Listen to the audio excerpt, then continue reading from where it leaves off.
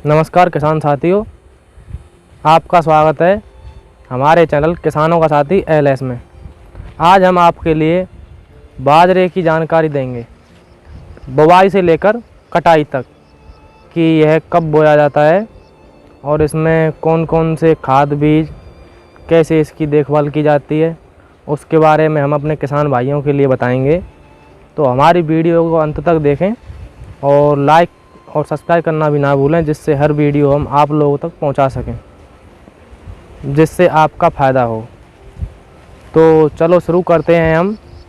सबसे पहले जून में बारिश शुरू होती हैं और यह बाजरे की बुवाई ज़्यादातर देश के हिस्से में, जैसे कि राजस्थान में ज़्यादा होता है, और राजस्थान और उत्तर प्रदेश में तो यह बारिश के मौसम में की जाती है।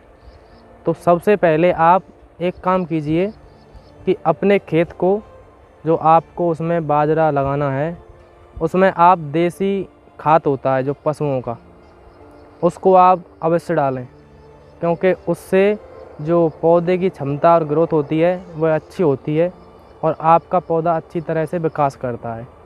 क्योंकि सबसे जो बेहतर वैज्ञानिक भी बताते हैं, वैज्ञानिक जो कृषि वैज्ञानिक हैं, कि जो बाजरे या किसी भी चीज़ में, खेती में पशुओं का जो गोबर का खाद होता है वह सबसे अच्छा माना जाता है खादों में।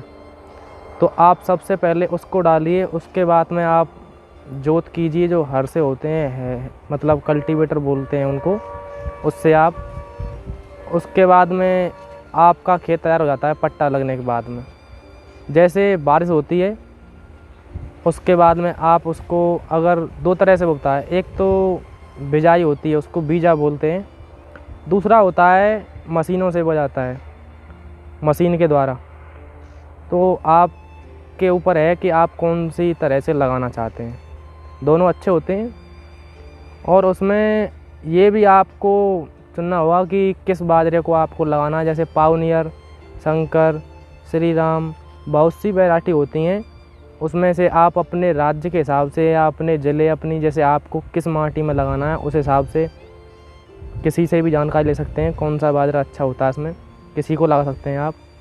तो मैंने बताया था कि कैसे लगाना है आपको, यह आप लोगों के ऊपर है, किसान भाइयों के ऊपर, कि आप किस तरह से बोते हैं।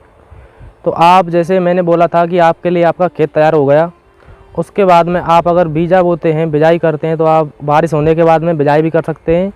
और अगर आप जैसे कि मशीन से बोते हैं तो मशीन से ही बो सकते हैं। उसमें जोत करने के बाद में पट्टा लगा दीजिए, उसके बाद में आप मशीन के द्वारा बो सकते हैं। दोनों ही बाजरे ठीक हैं, बोने के लिए उचित हैं। तो उसमें आपने लगा दिया, पौधा लगा दिया, आपका पौधा उगाता है 3 दिन बाद, अंकुरित हो जाता है। उसके बाद में आपको उसमें 15 दिन बाद, 20 दिन बाद उसमें निराई गुड़ाई करनी होती है।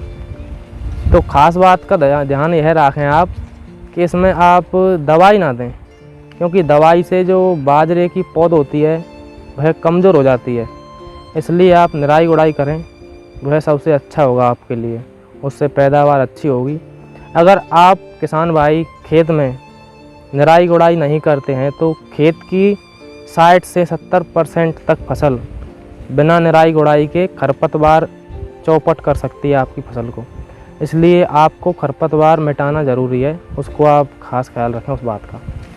उसके बाद में आपकी जो पौध होती है, जैसे 25 दिन की हो गई, 20 या 25 दिन की निराई गुड़ाई के बाद में, तो उसमें आप DAP और यूरिया, नाइट्रोजन बोलते हैं उसको डाल सकते हैं। तो उसके बाद में यह जो आपकी फसल है, कम लागत में अच्छे मुनाफे वाली फसल है, क्योंकि इसमें आपको ना तो सिंचाई करनी पड़ती है, यह बारिश के मौसम में होती है, इसलिए आपको सिंचाई नहीं करनी पड़ती। यह एक बहुत बड़ा लाभ है किसानों के लिए, क्योंकि आज के समय में हर स्थान पर वाटर लेवल बहुत नीचे जा चुका है। इस कारण पानी की एक विकट समस्या है, इसलिए यह फसल बहुत ही लाभदायक है।